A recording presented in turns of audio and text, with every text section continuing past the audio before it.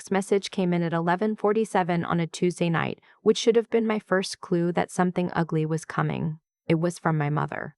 Not a call, a text, which was how she delivered things she didn't want to have a real conversation about. "Sweetheart, your brother's rehearsal dinner is black tie. I know you don't really have that kind of thing in your closet right now. Maybe it's better if you just come to the ceremony Saturday and skip Friday. Less stress for everyone. Marcus's family is very traditional. You understand." I read it twice. Then I put my phone face down on the kitchen counter and stood there for a minute listening to my daughter color in the next room. She was 4 years old and absolutely convinced that every horse should be purple. The sound of her humming to herself was the only thing that kept me from typing back something I couldn't unsend. Less stress for everyone. That was my mother's way of saying I was the stress. Have you ever been made to feel like a guest in your own family? Like there's an unspoken seating chart and you've always been assigned the folding table in the hallway? Drop a comment and tell me where you're watching from. I'd genuinely love to know who's out there. I didn't respond that night. I just washed the dishes, read my daughter Maisie 2 chapters of her book, and sat with the weight of it after she fell asleep. The weight wasn't new. I'd been carrying some version of it for 6 years, ever since I was 26 and got pregnant. And my parents looked at me the way you look at a car accident, something to assess, contain, and move on from. The father wasn't in the picture. That was my choice, not his abandonment. I want to be clear about that. He was someone I'd been seeing for 8 months, and when I told him, he said he needed time to think. I gave him 2 weeks. Then I stopped waiting and started planning. My parents never quite forgave me for that decision either. Not the pregnancy, but the refusal to be rescued by a man who didn't want to stay. My brother Trevor had always been the one they pointed to.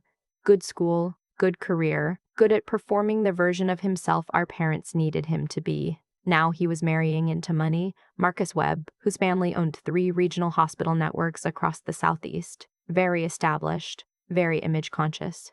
The rehearsal dinner was at the Wentworth Club, the kind of place where they don't list prices on the menu because if you have to ask, you already don't belong. And apparently, neither did I. I called my mother the next morning while Maisie was at preschool.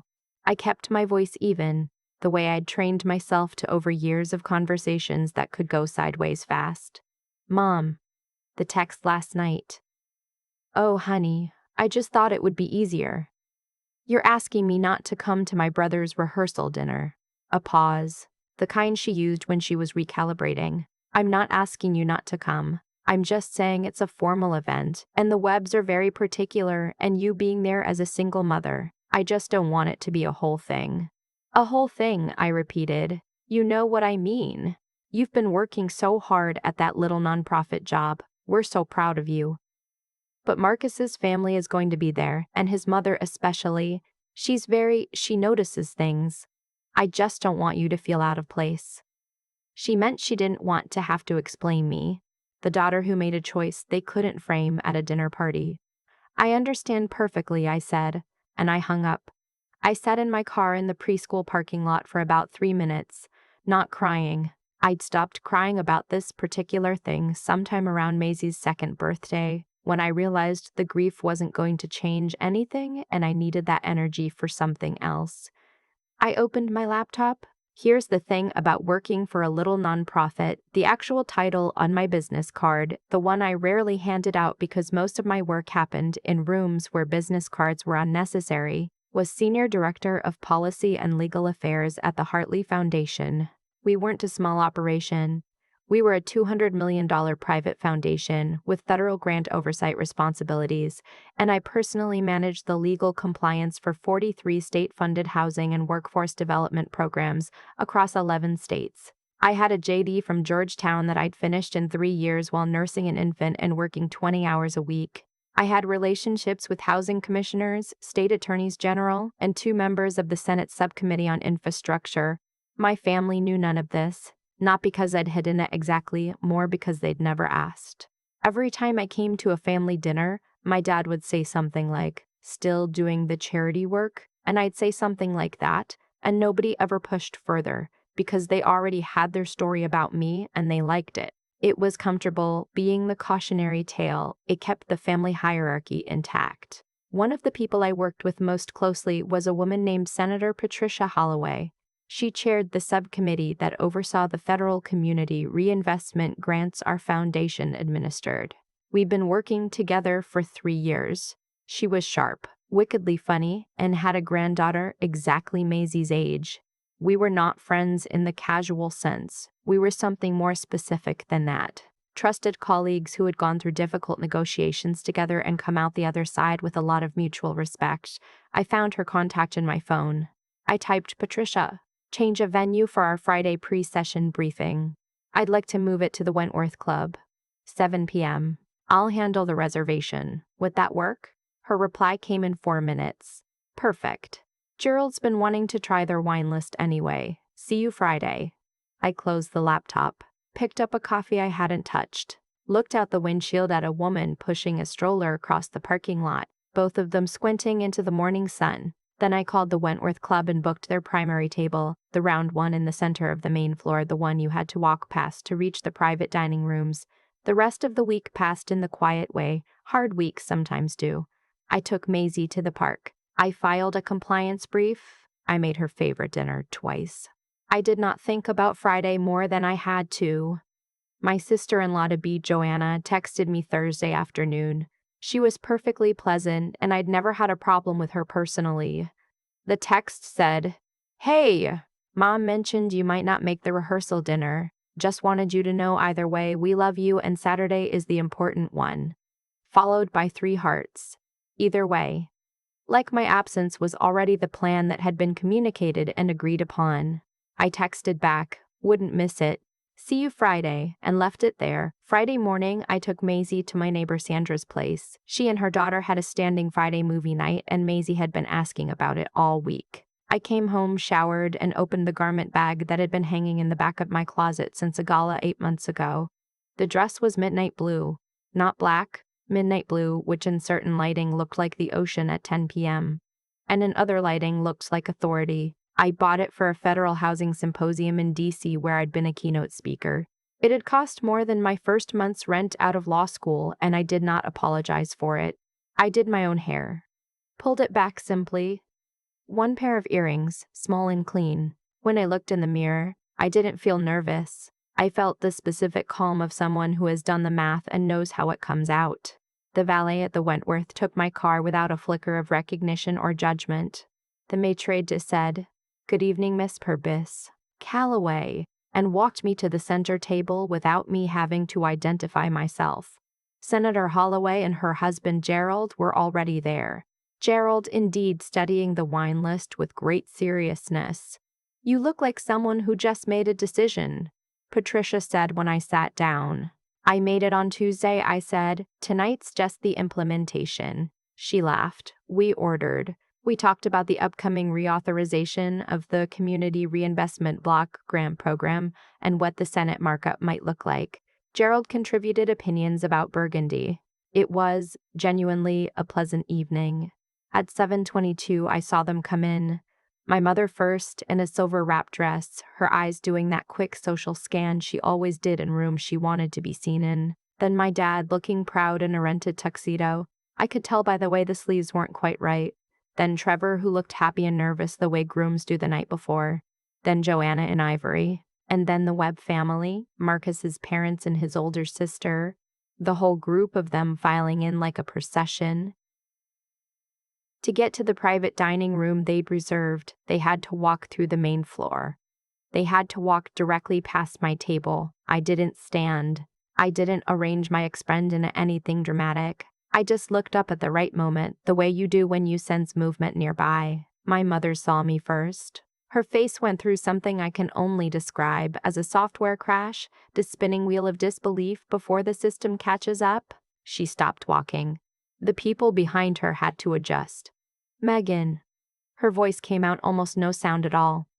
"Hi, Mom." I kept my voice warm. "You look beautiful."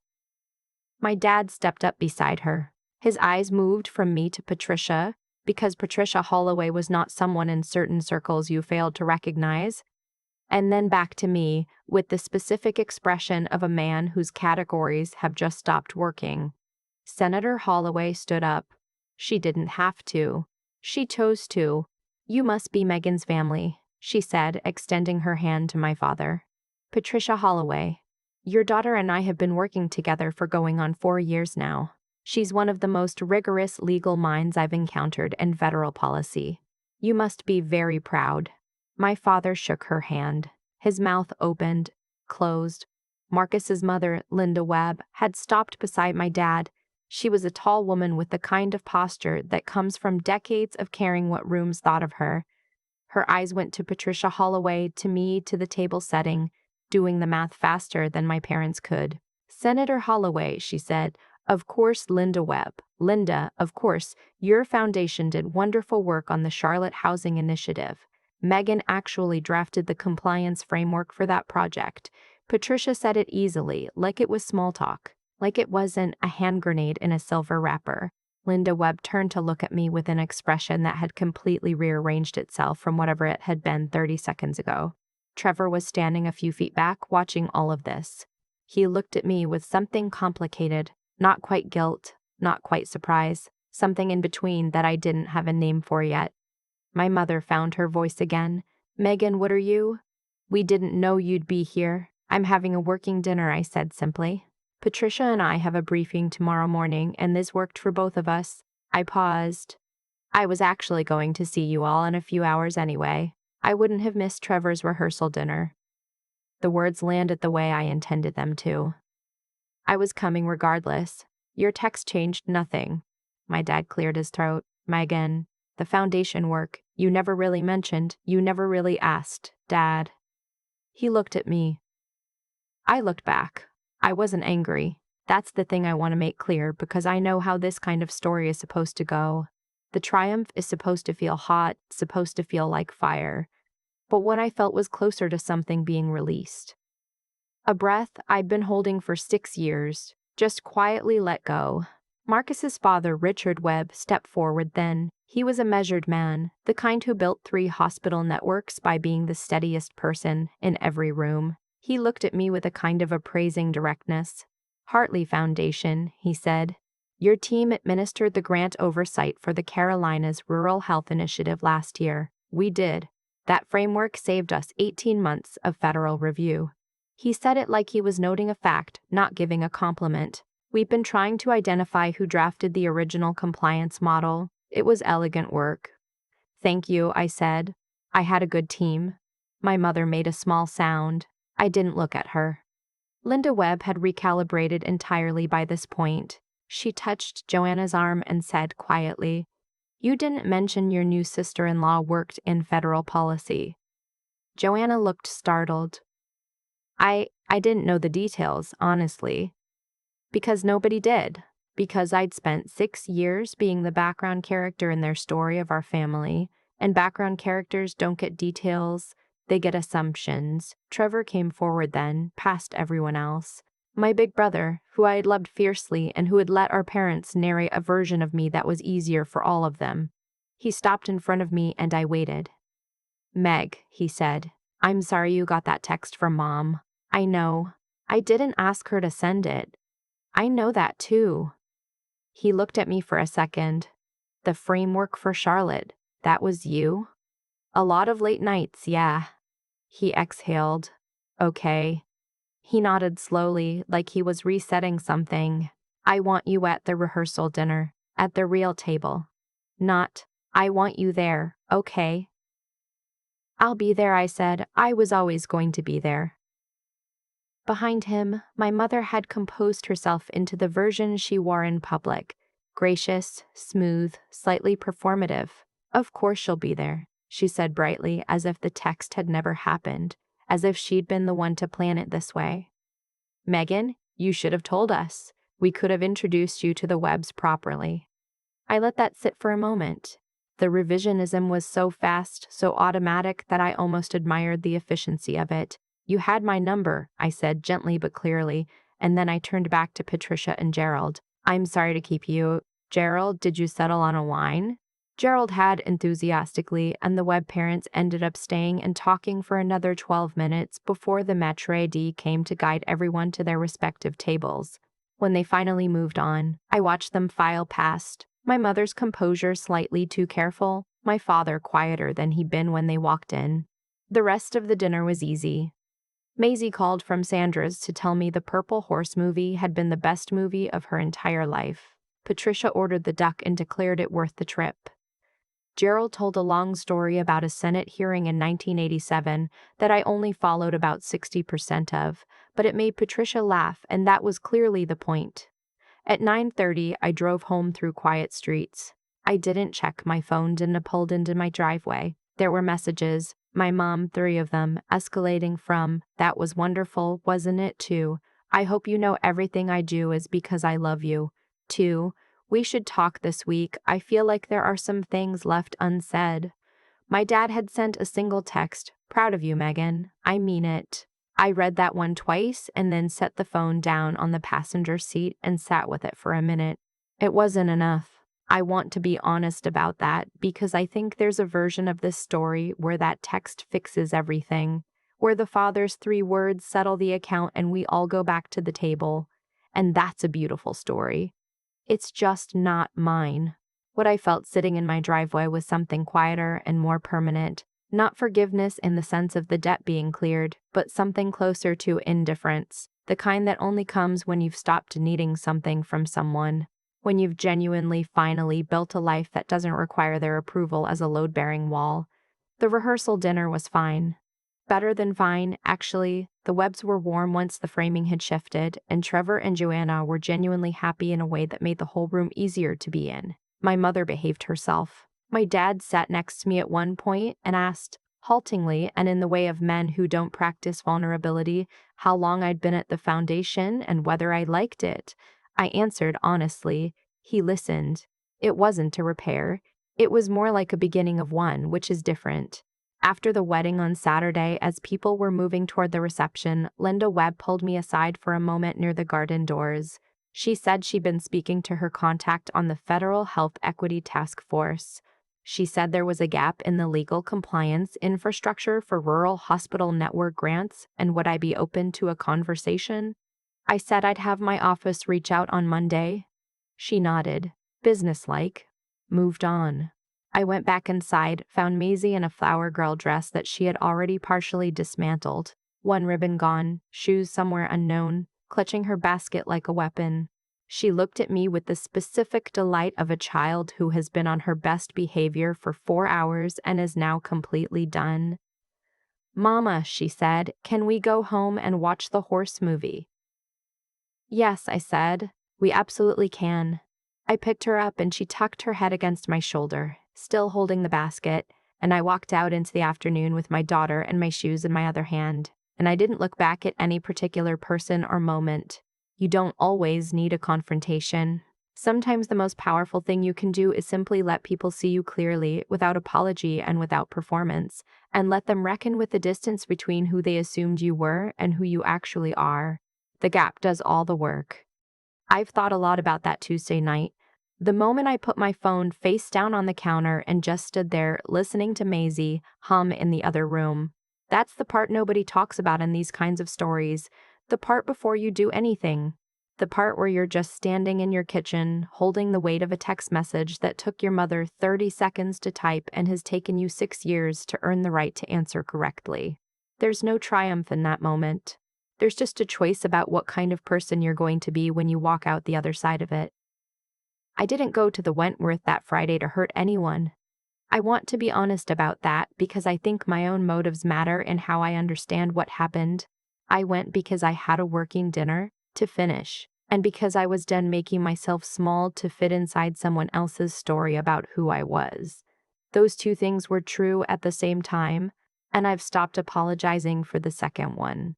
Here's what I've come to believe about how lives actually work.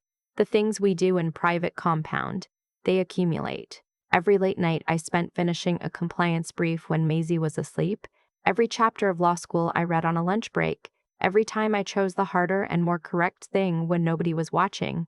Those didn't disappear just because my family wasn't paying attention to them. They were building something, quietly, without fanfare, without anyone's permission. That's what integrity actually is, I think. Not the dramatic moment when you get to prove yourself. It's the 10,000 ordinary moments before that, where you do the right thing anyway, where you keep going anyway, where you build anyway. The Friday night at the Wentworth was just the moment the account became visible. The deposits had been going in for years. What my mother couldn't see, what I don't think she's fully capable of seeing yet, is that her text wasn't really about a dress code. It was about a story she needed to keep telling. The story required me to be struggling, to be a cautionary footnote, because without that contrast, the family's version of success didn't hold together as neatly. I was a load-bearing wall in a narrative I hadn't agreed to be part of, and the moment I stepped out of that role, the whole structure shifted. I think about Maisie in all of this. I think about what she's watching me do and what she's learning from it.